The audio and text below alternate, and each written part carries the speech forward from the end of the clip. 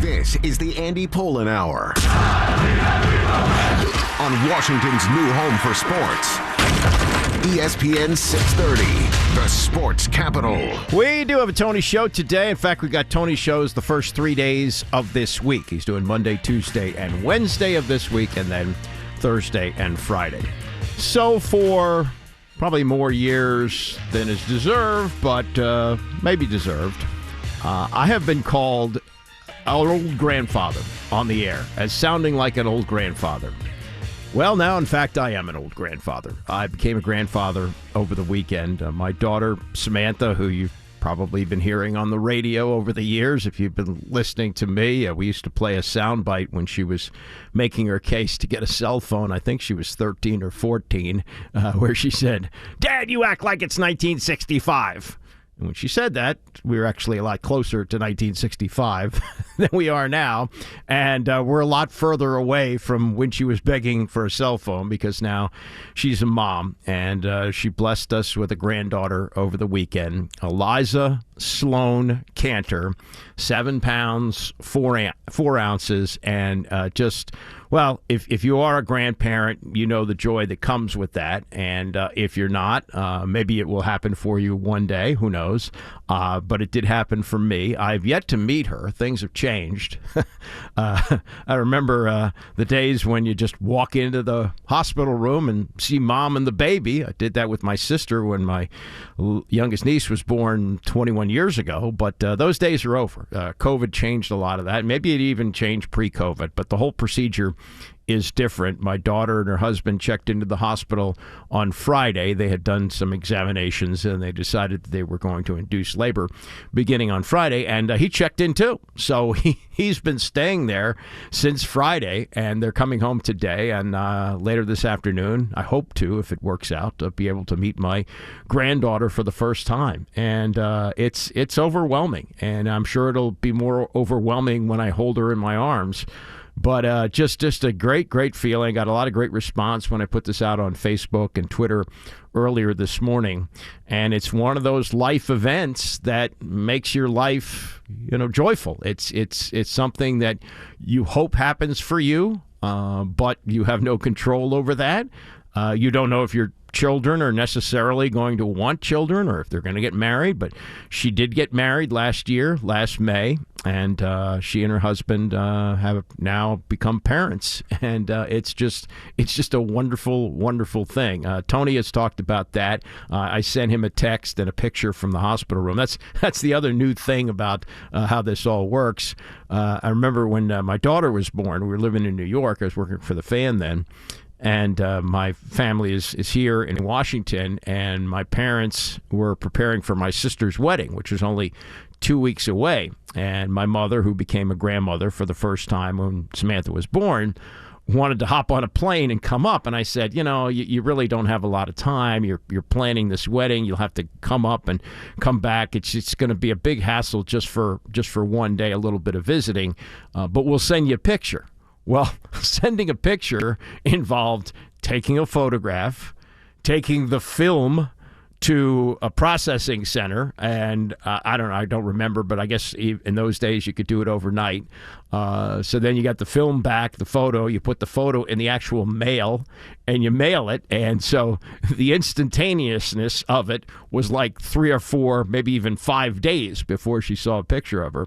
Well, now I have plenty of photos, one of which I put out both on Facebook and Twitter, and a lot more. Some of them I wouldn't put on social media, but been able to enjoy with other people in the family. And, I feel like I know her a little bit. I've yet to meet her, yet to hold her in my hands, but I've seen pictures of her taking a bath and being held and crying. And there's even a photo, which I will not put out on social media, of my son-in-law cutting the cord. And it's just... I'm quelling here. I am quelling, and if I sound like I'm quelling, I am, and if I sound like an old grandfather, I am. But I'm damn proud of that, and damn proud of her and her husband, and damn proud that we now have our first grandchild, and it's great, and I'm looking forward to doing a whole lot of things with her.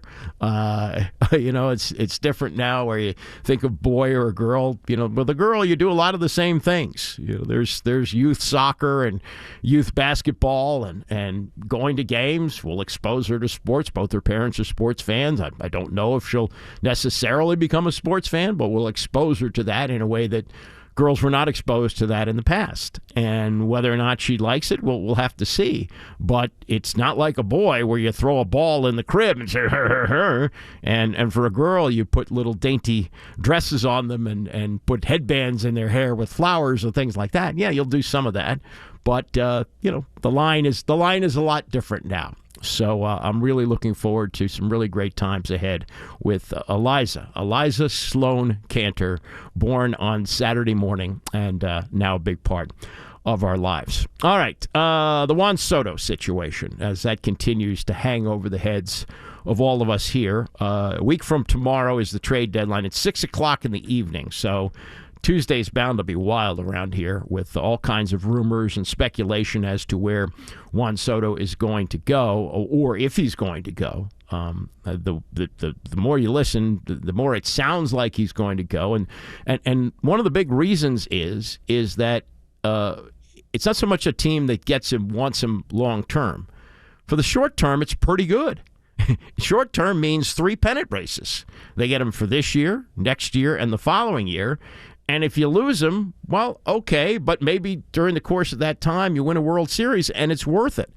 And I've said this over and over again about the situation with the Nationals, and now they are the worst team in baseball after 3 years ago being World Series champions, and Steven Strasburg giving him that long-term extension.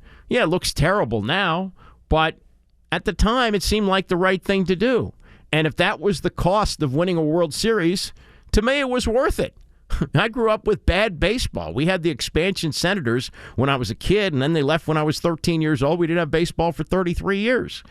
The team my father rooted for hadn't won a pennant since 1933 when he was 5 years old and wasn't even living here. He was living in Chicago and probably wasn't even a baseball fan then. And the team that he watched during the late 1930s and 1940s when he was in high school, they were bad baseball team. So we got a World Series champion here. And if you say to yourself, if you're a fan of the team that gets Juan Soto, well, he's only here on a rental basis. We only have him for 3 years, and then he's going to the Yankees, the Dodgers, the Red Sox, whatever team it might be, and you win a World Series, it's okay. The San Diego Padres have not won a World Series. If they get him and they win a series and he walks after 2 seasons, so what? That's just the cost of doing business. Now, the Cardinals are also in this. The Cardinals have won a bunch of World Series, so it might be a different situation for them, but they know what they're doing, and St. Louis is a great baseball town. Now, this was Jeff Passan last night, who was on Baseball Tonight, and here's more on that circumstance of wherever Juan Soto lands. It's very likely to be on a short-term basis. If it wants to sign him long-term, the contract is going to have to start with a 5, as in $500 million plus dollars. And yeah, there are not a lot of teams that are willing to do that. So I think teams are looking now more at the short term. We have to remember Juan Soto is still only 23 years old. Right.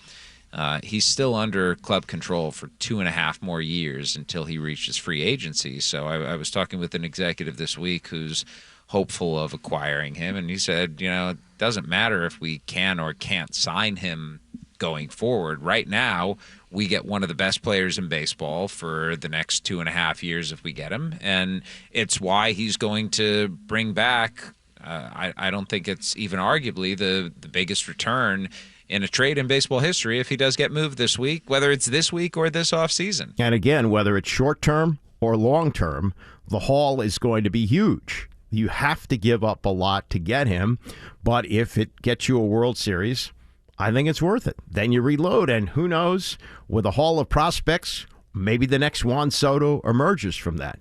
4 years ago, just 4 years ago, think about that. The name Juan Soto didn't mean anything. And here we are 4 years later, and he is the main focus of baseball. And that's not to say that the likelihood is that a gem like that is going to float to the surface as it did here.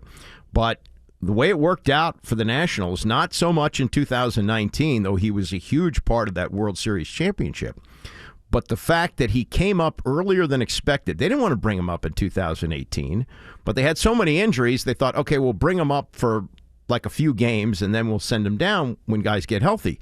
And in his second at-bat or second game, he hit a home run. And it was pretty clear after playing a few games, this guy was here to stay, and he stuck. And because he was that good, there's no problem saying sayonara to Bryce Harper. They knew when they offered him $300 million, he wasn't going to take it. He was going to get more, although they really had to hustle to get more for him. But they knew he was going to go, and they were okay because they had Juan Soto, and then they had money to spend, and they got Patrick Corbin. And Corbin was a huge difference in winning the World Series.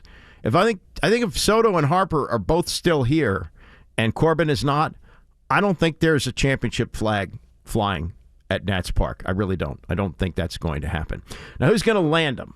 This is what Passan believes, and it sounds to me like he's saying San Diego is clearly the front runner here. Teams that are most in play at this point are believed to be the San Diego Padres and the St. Louis Cardinals. You've also got the Los Angeles Dodgers and the New York Yankees. They have the money, they have the prospects, they have the motivation. But when you look at the farm systems, the Padres and the Cardinals particularly stand out with their ability to send young players to a Washington team whose farm system right now, frankly, is just not very good and doesn't have very much close to big league ready talent. You can have younger big league players with the St. Louis Cardinals.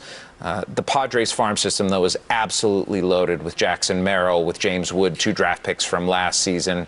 You've also got a guy like Trent Grisham, who could possibly be involved with a deal of younger major league talent, and Mackenzie Gore, of course, C.J. Abrams. I can go on and on about how much talent the Padres have. They're the team that's probably seen as the favorite across baseball right now. And again, it's not for long term, it's for short term, but with the stars they have, like Tatis and Machado, that trio could be good enough to lead them to a World Series. And again, it's worth it. Now, Mark Feinstein is a frequent guest on Tony's show. I wouldn't be surprised if he's on today. He wrote a long piece about this in MLB.com. And he talked to 17 different front office executives, none of them identified here, and asked them several questions. Which 3 teams do you view as the favorite to trade for Soto? So 17 executives with 3 votes apiece. Here's how it broke down. Padres, the favorite, at 8. Dodgers, the second favorite, at 7. Then it's the Cardinals, Mariners, Mets, Rays, Yankees, all at 3. Giants got 2 votes, and the Blue Jays, Brewers, Cubs, Rangers, and Red Sox got 1 vote apiece. That's 13 teams. 13 teams that these executives say are in the mix, which addresses the point that Passan makes, is that teams like, let's say, the Brewers or the Blue Jays or the Rays for sure, they're not in a position to give a $500 million contract. But they're looking at 3 years of control for a guy who's going to make roughly over that period of time, let's see, half of 17 this year, and then likely $40 million, $42 million total over the next 2 years, depending on how the arbitration goes. So, that's worth it. That's obviously worth it for him. And if he walks, he walks. So it's not just the usual suspects like the Dodgers and the Mets and the Yankees and the Red Sox. It's other teams who are looking to land Juan Soto, and that would be enormous for them. 8 of the 15 believe the Nationals will trade the star player Soto by next week, by the deadline next Tuesday. Second question, if you don't believe Soto will be traded by August 2nd, when, if at all, do you expect him to be dealt? 3 of them said the 2022-23 offseason. After the new Nationals owner is in place, new Nationals ownership will re-sign him. 2 of them believe that. I think that's a possibility, but not a strong possibility. Let's put it this way. More from Feinstein. The consensus is the Nationals will get back a package of 3 to 5 top prospects, along with at least one young Major League ready player in return for Soto. As far as Major League ready, it would certainly help just for the rest of this year, so it's just less of an embarrassment. Because if they trade Soto, and it seems more than likely they're going to trade Josh Bell, they got nobody in this lineup. I mean, yesterday, Soto walked 3 times, the first 2 times on a total of 8 pitches. So they just don't, they fear him, but they don't fear anybody else in the lineup at this point, maybe Bell to some extent. And it's going to be a long slog through the rest of August and through September without any legitimate bats in the lineup. So that's where we are on that. As far as if he walks or if he's traded, this is what Kevin Blackistone wrote. Now, Blackistone, I really respect him. I've been a friend of his for quite some time. I like his work, and he puts his money where his mouth is. He bought National season tickets. I don't know if there's a full season package, but he's looking at this from a fan standpoint and ticket buying standpoint. He said he got a bill from the Lerners after these last 2 seasons. Last 2 seasons have been terrible, follow-up to the World Series. For his season ticket package this year is up 21%. He says he got no Trey Turner, no Max Scherzer, no Anthony Rendon, no Bryce Harper, no Dusty Baker. That added up, not surprisingly, to more losses than wins. So many losses, the Nationals threatened to have the fastest fall after winning a World Series in baseball history. And he writes, the Soto saga isn't about a contract for him as much as it is about a contract with us, the fan base. We enriched the Lerners through taxes to build the stadium, and this season by shelling out $279.30 on average for a family of 4 to watch the worst team in the game. Yeah, that was a chart that came out a week or so ago. And more from Blackistone. I don't want to hear any more about the merits in dealing Soto. There aren't any. Swapping an apparent Hall of Fame commodity who plays the game with the panache of Ken Griffey Jr. for a bunch of prospects guarantees absolutely nothing. I want to recognize the virtue of keeping Soto. The Lerners owe not only Soto for what he has accomplished and what his accomplishes a promise for the future, the Lerners owe the fans for the stewardship we've endured the past few seasons. If they don't pay us, then I'm not all in anymore. Not as a season ticket holder, and angrily so. I understand where he's coming from, and I understand those of you who buy season tickets, you want to see a better product on the field, and you don't want to see your stars go. But it appears that baseball has lessened the emphasis on attendance, and all sports are doing this because all the money is in television. Now, you could argue a star player like Soto means a lot more for television ratings, but the television entity is in the dumper right now. Madison is a mess. They're in financial straits. They've lost a lot of viewership and a lot of subscribers, more importantly, and so I don't know how important that is. And I understand the frustration that Kevin has as a season ticket buyer. He put out his own money, whereas a member of the press, he could go for free. But maybe he goes with his family. I know he has a daughter, and maybe goes with his wife or friends or whatever. But he pays money to do this, and he's saying, look, we've seen all these other stars walk, like Trey Turner and Scherzer and all the others, Rendon. We don't want to see this happen. And I understand that. But looks like the baseball model is all about television revenue right now and keeping the costs down. And the reality of signing Juan Soto, especially now, especially where you have an agent like Scott Boras, who almost always takes his clients to free agency, there doesn't seem to be any reason that this is going to happen while he's still under team control. It's more likely going to happen when he becomes a free agent, and they're not going to wait around for that to happen here because, look, it's going to take more than the 3 years under team control to build this back into a World Series contender, I think. I mean, something crazy could happen, but more than likely that's going to be the case. So the feeling seems to be, get him to a contending team now, get as much as you can for him in return, and hope that some of those prospects develop. And yesterday we saw Keibert Ruiz, who they got in the Scherzer trade, have 3 hits, including the game winner in yesterday's victory in Arizona. So that seems to be the model going forward. Coming up, one of the greatest guys in sports, and he's not a player. His name is Tim Kurkjian, and of all the speeches for the Hall of Fame over the weekend, including the great star players who were honored like David Ortiz and Minnie Minoso and Jim Cott and Tony Oliva. The best speech came from Tim Kurkjian, and we'll play some of that as we continue. It's the Andy Pollin Hour, ESPN 630. The Andy Pollin Hour on ESPN 630, the sports capital. Tony's coming up at 11 o'clock. Also, some thoughts from Commanders coach Ron Rivera as he talked to Nicky Jhabvala over the weekend. I'll get to those shortly. But yesterday was Hall of Fame induction day in Cooperstown, and all those who got in were worthy of getting in, including those who had been left out for a long, long time. One of them, Jim Cott, who's 83 years old, actually started his career with the original Washington Senators in 1959, then moved with the team to Minnesota and became one of their aces when the team went to the World Series in 1965 and lost to the Dodgers, and had a career that lasted forever. He came to the majors in 1959. His last year was 1983 with the St. Louis Cardinals when they won the World Series. Just a remarkable, remarkable career, but not seen as a dominant pitcher. But finally, they honored longevity, and he got in and could have easily gone in as a broadcaster because he did that for a long, long time. And his speech, predictably, was very good, very concise, very well delivered, and just tremendous. And then some who no longer survived, like Minnie Minoso. He actually spent a year here in Washington with the expansion Senators in 1963, but spent the bulk of his career with the Chicago White Sox, and then is famous for appearing, I think, in 5 different decades, because his career began in 1949. So in a stunt, kind of, they put him on the field, I think, in 1979. But he was worthy of going in. And Gil Hodges should have been in many years ago.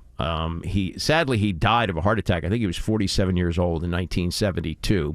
Modern people remember him more for, I say modern, people who aren't like over 80, remember him for the Miracle Mets of 1969. He was the manager there. He was also the manager of the Washington Senators here in the early 60s, like 63 to 67, and then went to the Mets and turned around a team that had been a joke, the expansion team that set the record the first year by losing 120 games.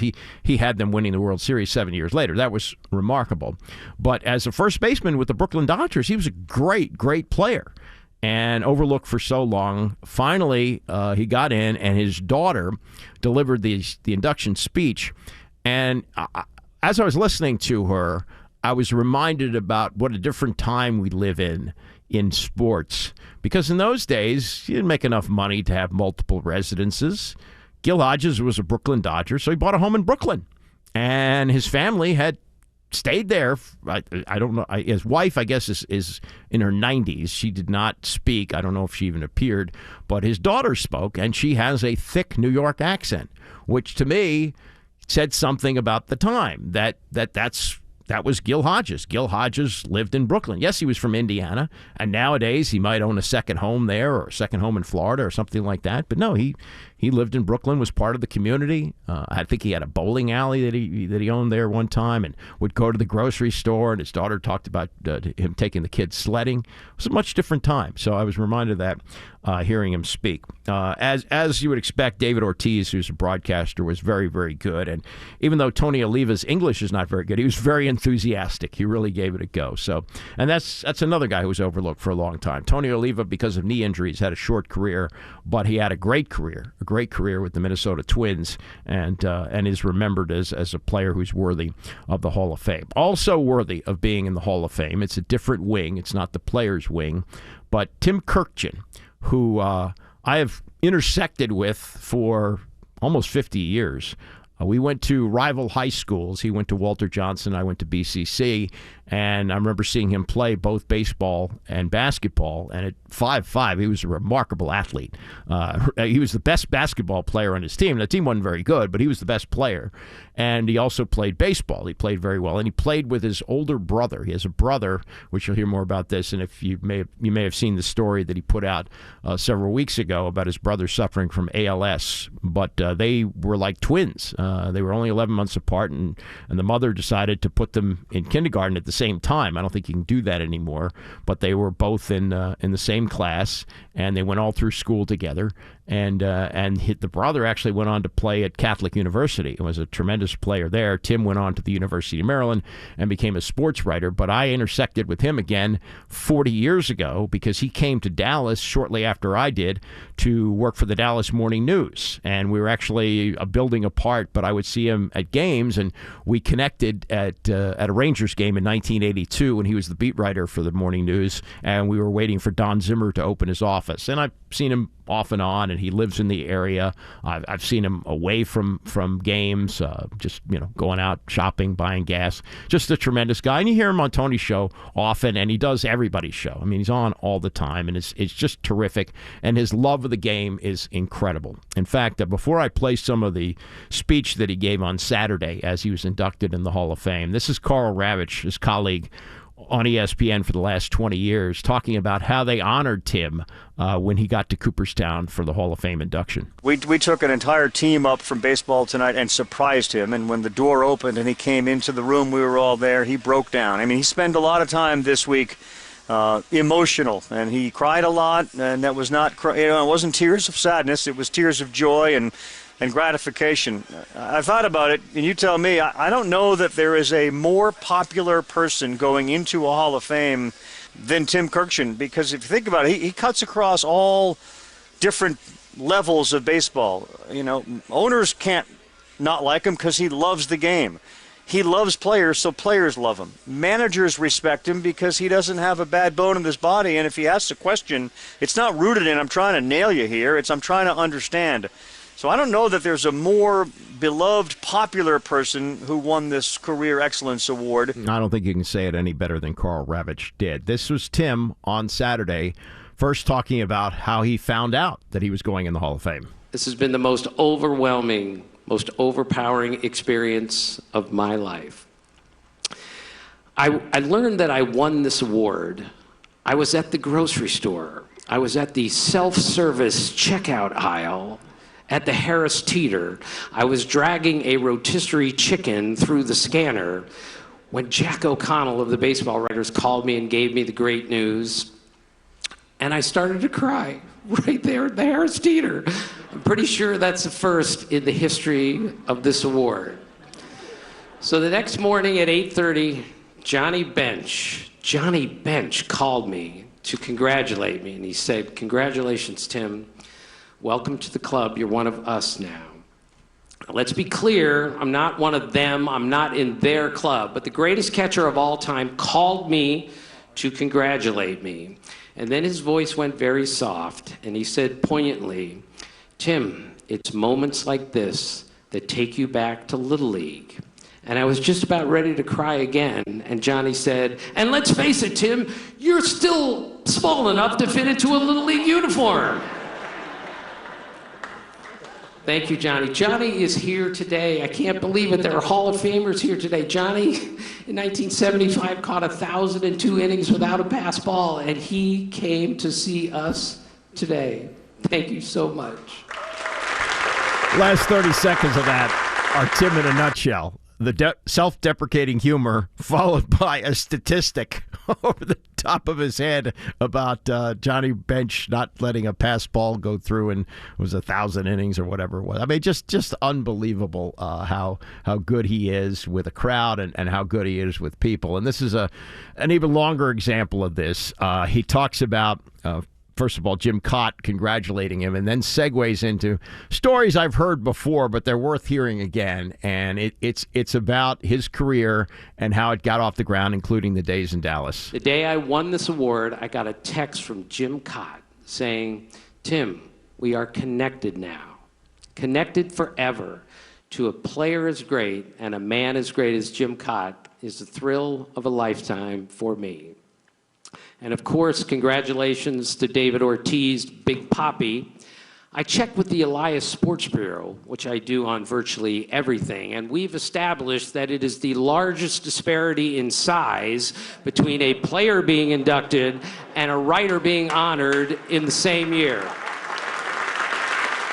I give up at least a foot and close to 200 pounds to David Ortiz. I have loved baseball all of my life, and that love for the game, not any sort of great talent, has carried my career. Baseball was the primary language spoken in my house growing up. My dad was a really good player, and he taught us three boys how to play the game, how to love the game, and he gave us a great feel for the game. My two brothers, Matt and Andy, played baseball at Catholic University. They're in the Hall of Fame there. And all three of us went to Walter Johnson High School, named after the greatest pitcher of all time. I worked for the school paper. It was called The Pitch. I did some work for the yearbook. It was called The Windup.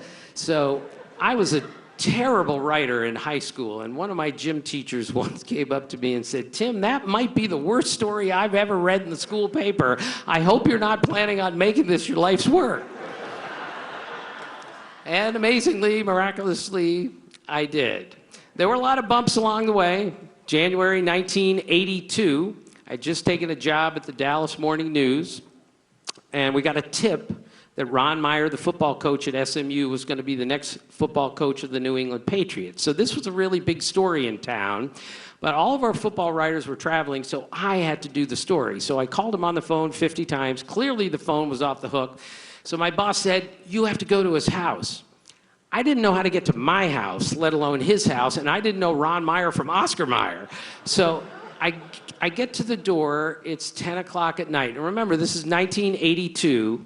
I was looking a lot younger then than I do today, and if it's possible, I was even smaller then than I am today. I knock on the door. He comes to the door, and I say, "Hi, I'm Tim Kurkjian with the Dallas Morning News." And he goes, "Oh, okay, how much do we owe you this month?" So I didn't know whether to laugh or to cry, but I had to explain, I'm not actually the paper boy. I'm actually a real reporter at a real newspaper, and I've come to ask you some questions. So eventually I got that story in, but I said that night, this is the last time I'm chasing a college football coach around in the middle of the night. I need to get to baseball full time. And 2 months later, I was the beat guy covering the Texas Rangers for the Dallas Morning News. And the Rangers were terrible. They'd lost 11 games in a row in May. I staggered into manager Don Zimmer's office, and he looked at me and he goes, "What's wrong with you?" And I said, "Zim, I must tell you, covering this team isn't nearly as much fun as I thought it would be." And he said, and I'm quoting here, he said, "Quit complaining. Look at yourself. You're young, you're good looking, you got your whole life in front of you." He said, "Look at me. I'm old, I'm fat, I'm bald, I'm ugly, I got a plate in my head, and I've got this team to manage. I'm the one with all the worries. So quit complaining and recognize how lucky you are to be covering Major League Baseball every day."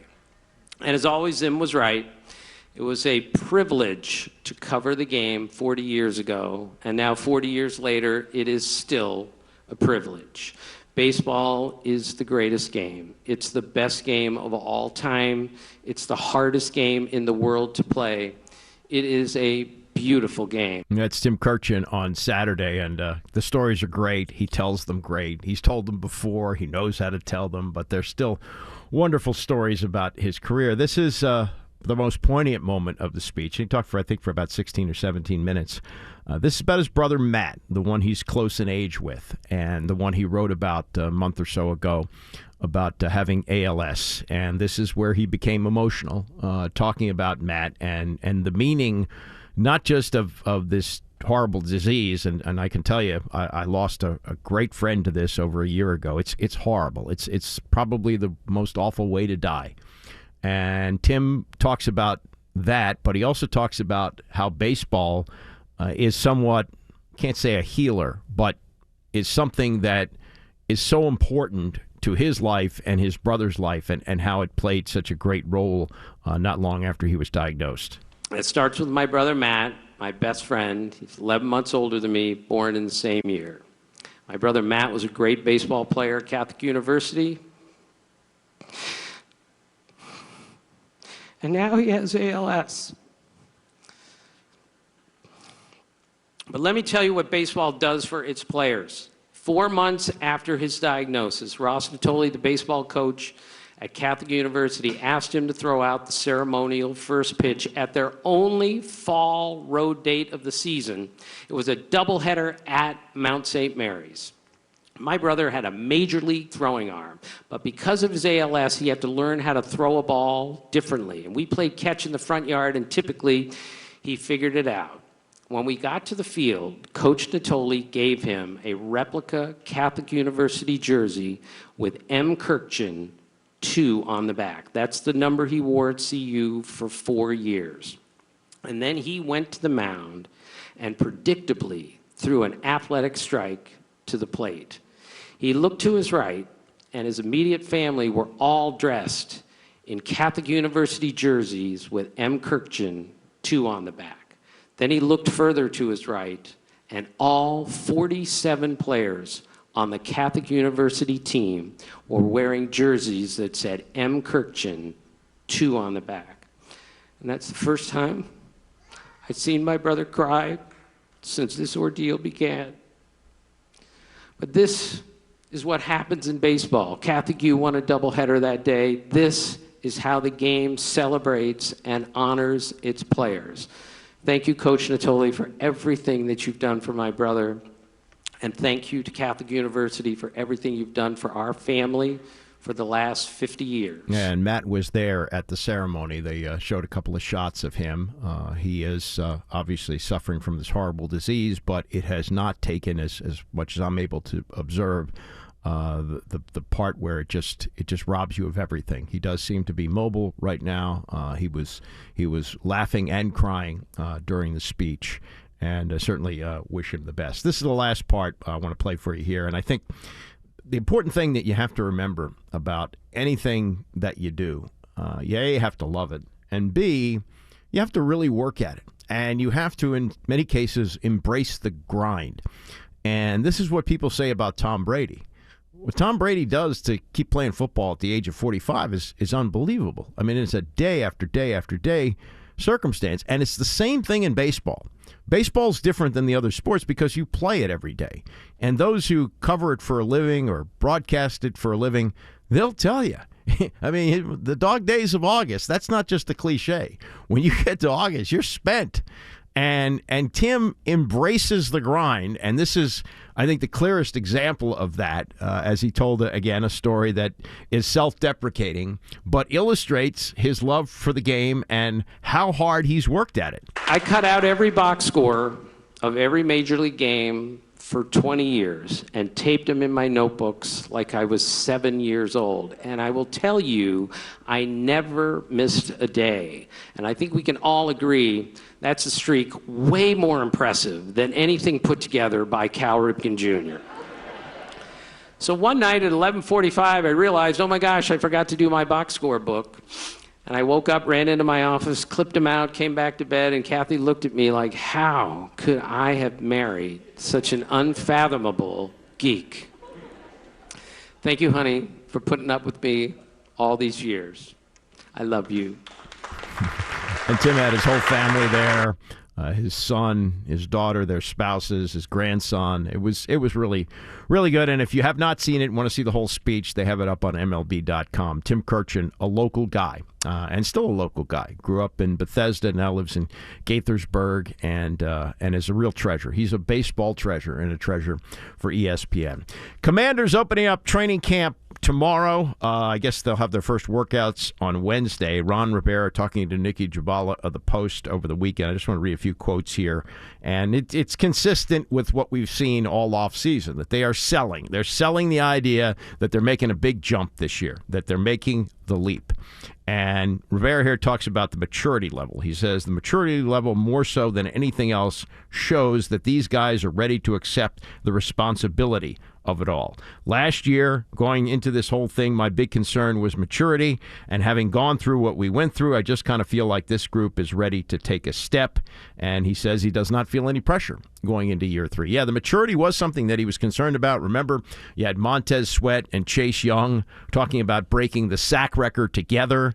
And Rivera's saying, hey, I don't think you can really be doing this after, he didn't say this, but the words he was saying indicated this. You can't be doing this after 1 year. And Chase Young had spent the whole offseason making commercials. And so Rivera referred to that as an awakening. Now, it looks like he's going to start the season on the physically unable to perform list. He's still coming off that knee surgery, serious surgery, and we don't know how soon he's going to be ready. But the maturity level, which he was open about last year that was lacking, he says is back now.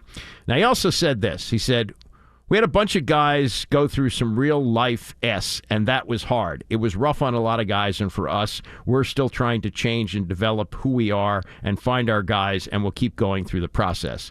Well, the real life was created by at least one of his players, and maybe more of them, but DeShazer Everett has pleaded guilty in the death of his longtime girlfriend in a crash, pleading guilty to reckless driving there, pleaded down, and could actually go to jail for that. So that was really self-inflicted. So when you say going through real life that can have a double meaning. I mean, sometimes things happen to you that aren't your fault, and sometimes you create things that are your fault, and this was the case with DeShazer Everett, who's no longer here, but could wind up going to jail. Talking about the first 2 years of getting the players here through draft, free agency, whatever, he said, we found a good number of core players.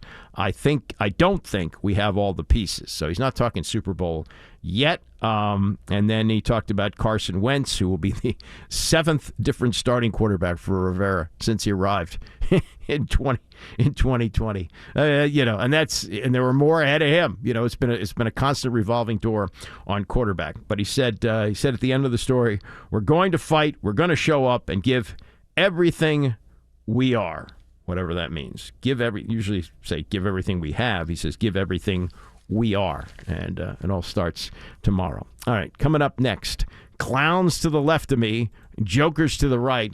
Here I am, stuck in the middle with you. Don't go away. The Andy Pollin Hour on ESPN 630, the sports capital. Tony's coming up at 11 o'clock. Got a couple of clown stories for you. One of them you're probably familiar with if you're watching the Nationals game yesterday, or maybe you're watching the game late on Saturday night, which I was not, but it was another lopsided game. They've had a lot of those this year, and this is a game that was 7-1 in the 8th inning, and Victor Robles hit a home run. And he took more time than Madison Bumgarner, who gave up the home run, would have liked, getting around the bases. And so when he was asked about it after the game, this is what Madison Bumgarner said about Victor Robles. As a clown. No shame. No shame. Like, it was 7-1. You hear your third homer of the year, you act like Barry Bonds breaking the record. Clean it up. I don't care about getting up the run. Nobody, hell, we won 7-2, 8-2, whatever it was. It's frustrating. I'm the old grumpy guy, I know, but that type of stuff didn't used to happen. Now that's ridiculous. No, he's 32 years old. Grumpy old guy is a relative term. He also is a guy who complains about a lot of things, and he was one of the big bench jockeys in that playoff series that the Nationals lost. I think it was 2012, and I think he said something about Steven Strasburg and what was between his legs. He's a chirpy Southern guy, and he plays this old guy role and all that. Come on, your team stinks too. It's 2 last place teams. And yeah, Victor Robles probably shouldn't do that, the baseball etiquette, but he was releasing some frustration for what has been a terrible, terrible year for the team, and it's actually becoming more and more evident that Victor Robles is not going to be part of the future. He's batting 9th now in the lineup. He hitting 236. He was not good in the field yesterday. I think he had 2 errors yesterday, and to make matters worse, before the game, he was wearing a red clown nose in the dugout, kind of mocking Madison Bumgarner. And so Davey Martinez was asked about it after the game, and he actually, remember this, I think it was during the World Series, might have been one of the playoff series, where a player for the other team took a bat to first base after hitting a home run and kind of dropped it off next to the first base coach, and then Soto did the same thing, and Davey got on him for that. He said about the clown nose, he said, "I didn't see it. I heard about it. I will talk to him. That's not who we are, right? It happened. It's done. I don't want to see that kind of stuff." So good for him for doing that. But, yeah, I mean, it became a thing when it really shouldn't have become a thing. Bumgarner shouldn't have made a big deal about it, and Robles shouldn't have put on a clown nose to make things worse. Here's the clown, I think. J.J. Redick. Now, you're going to say, oh, you're old, you're not in touch. No, okay. J.J. Redick got into it with my friend Chris Russo. Russo and I are about the same age, and Russo's references are sometimes even older than mine. I mean, when he was discussing great television shows of all time on First Take or whatever that show is, the arguing show that he does with Stephen A. Smith, one of his shows was I Love Lucy, and that is a great show. But, the references that he has to old-time television are different than some, and the same thing with sports.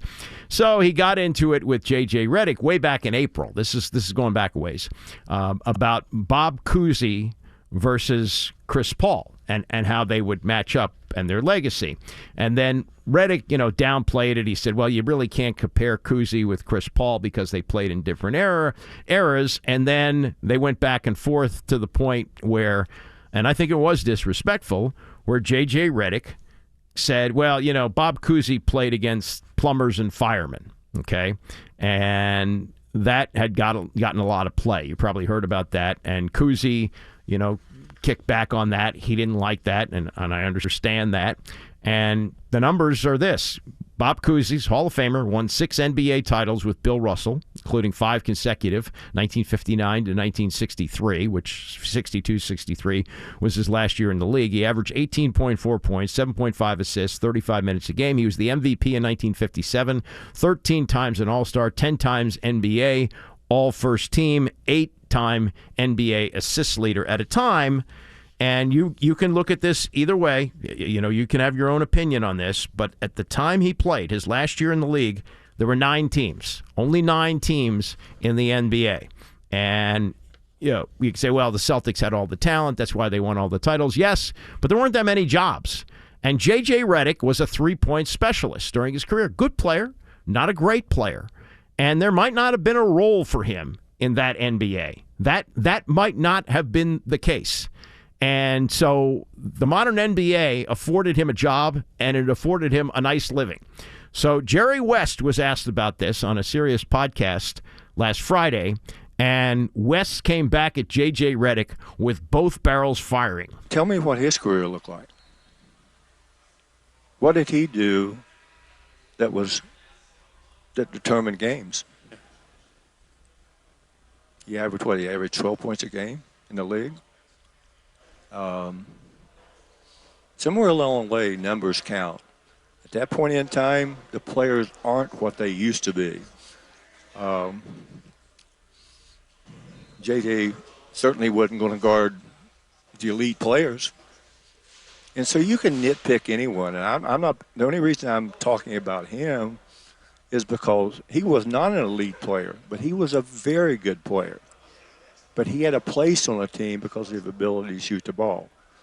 But those players at that era, and again, that was when I started to see the difference in athleticism. My era, I was an athlete way before my time. I had a huge vertical. Probably no one in the league was much faster than me. And certainly the competitive part of it, I would put myself among any player that played the game. Today also, winning is all that matters. That's what drove me. And I subtly got better every year. We didn't have the facilities to get better. We had to work in the summers to support our family. But AJ should be very thankful that he's made as much money as he's made. And Bob Cousy, who I played against a couple of years, not very long, I just think it's very disrespectful myself. Absolutely. Again, there were 9 teams. So there were a third as many teams, less than a third of what they have now. How many jobs were there? 100 jobs. J.J. Redick, at his skill level, at that time, if he could shoot the lights out, yeah, for sure. But it was only a 2-point shot then. It was not a 3-point shot. And could he defend at the level that some of these guys could defend at? Was he a trailblazer in the way that Bob Cousy was, the way he handled the ball? Nobody had seen that before. He was a magician. And, yeah, you could look at it and say, yeah, you watch it on film, it doesn't look the same as, Steph Curry would eat him alive. Yeah, maybe he would. But you have to look at all athletes as to how they stacked up compared to other players in their era. And at the time that Bob Cousy played, he was one of the best players in the league, and in 1957 was named the best player in the league when there was still a guy by the name of Bill Russell playing, who many say might even be the best of all time. He's the best winner of all time. He's in the league for 13 years, won 11 championships. You can't do much better than that unless you go 13 for 13. So these guys who, and I've worked with them too, and we argue, and it's part of sports radio. Understand that. But those guys who think that sports were invented when SportsCenter started in 1979, you're kidding yourself. You cannot judge with the training methods, with the amount of time that was available. As Wes said, you had to work in the off season to support your family. It's a lot different than it is now.